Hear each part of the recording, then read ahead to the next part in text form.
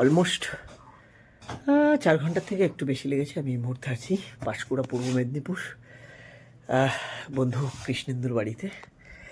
ওর বাড়ি কি অসাধারণ মাটির বাড়ি দেখুন।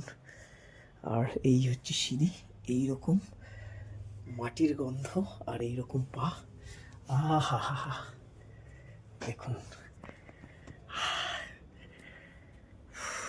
সবে ওর বাড়ির নতুন মাটির কাজ হচ্ছে এখানে। এই হচ্ছে দেখুন ব্যালকনি, এই হচ্ছে ব্যালকনি।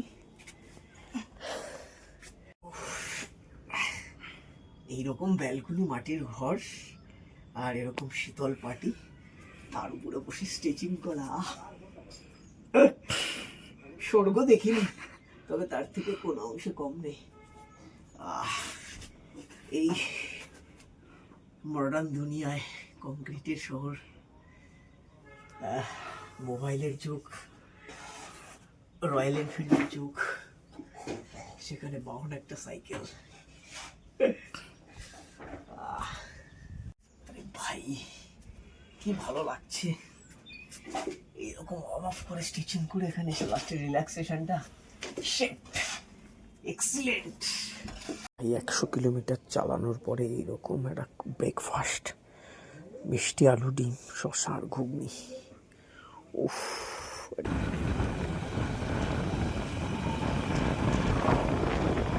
এটা বেসিক্যালি কংসাবতী নদীর পাড় ধরে আমরা কংসাবতী নদীর দিকেই যাচ্ছি।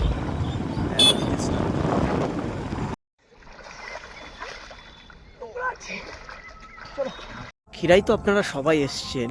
বেসিক্যালি খিরাই যে জায়গাটা প্রচুর মানুষ মানে রেল ব্রিজের পাশে যেটা দেখায়, এই জায়গাটা হচ্ছে ডিফারেন্ট জায়গা। এটা হচ্ছে নস্কর দিঘি পঞ্চদুর্গা মন্দির। আপনারা যদি কখনো খিরাইয়ে আসেন, একবার পারলে এই রুটটা দেখবেন।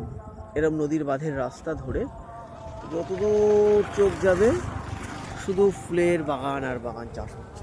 এই যে পুরো রাস্তা।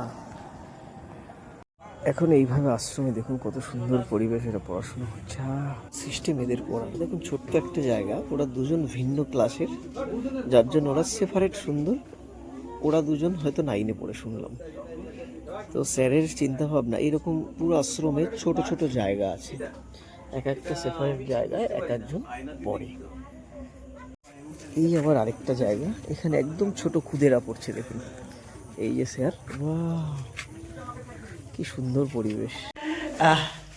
শহরের ক্যাফে চা খেয়ে আমরা যথেষ্ট অভ্যস্ত, কিন্তু তার বাইরে দেখুন টেবিলে কলা পাতা, দ্যাট ইজ ভিন্ন।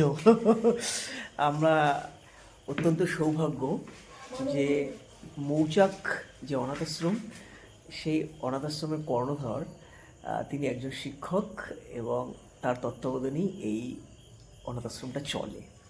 তো আমরা ঠিক করেছি একটা দিন এই বাচ্চাদের সঙ্গে এসে খাবো এইরকম টেবিলে কলা পাতা। এই হচ্ছে সেই বাচ্চাগুলো দেখুন, ওরাই আমাদেরকে পরিবেশন করছে।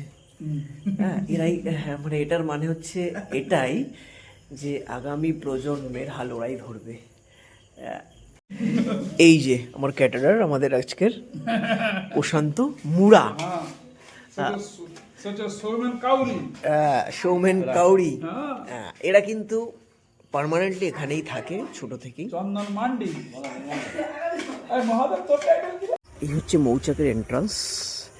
এখানে কিন্তু সাধারণত মৌচাকে মধু থাকে, এখানে মধু ছাড়া মৌচাক, এবং এখানে অসংখ্য ছোট ছোট মৌমাছির মতন বাচ্চারা সারাদিন ঘুরে বেড়ায়। হ্যাঁ, আপনাদের যদি কখনো মনে হয় এরকম জায়গাটাতে একদিন আসবেন, বাচ্চাদের সাথে কাটাবেন, অবশ্যই আসবেন।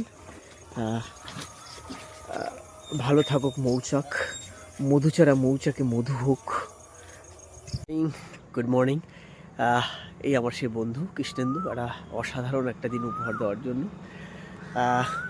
এখন ঘড়ির কাঁটায় প্রায় 5:30 ক্রস করে গেছে। রাস্তায় বেশ কুয়াশা দেখতে পাচ্ছি, আর আমি স্টার্ট করে দিলাম কলকাতার উদ্দেশ্যে। পাঁশকুড়া থেকে হাইওয়ে ক্রস করার সময় কোলাঘাটের আগে এই সেই এরোপ্লেন রেস্টুরেন্ট দেখতে পাচ্ছেন। কনসেপ্টটা বেশ ভালো এটা।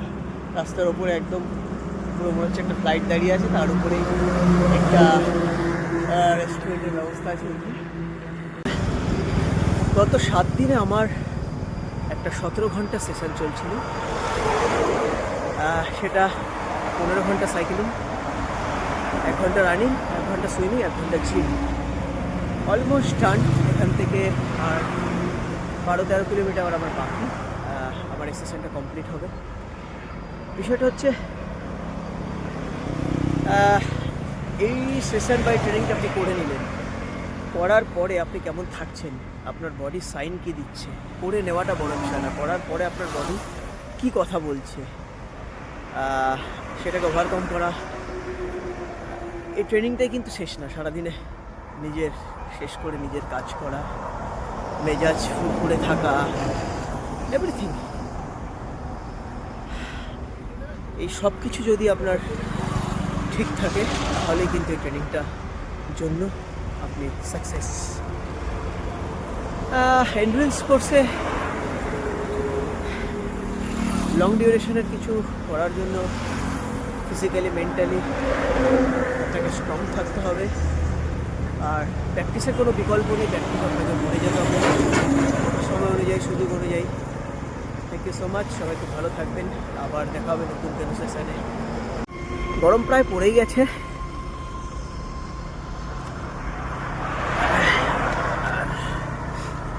লং রাইড একটু চাপের এখন আর, যার জন্য একটু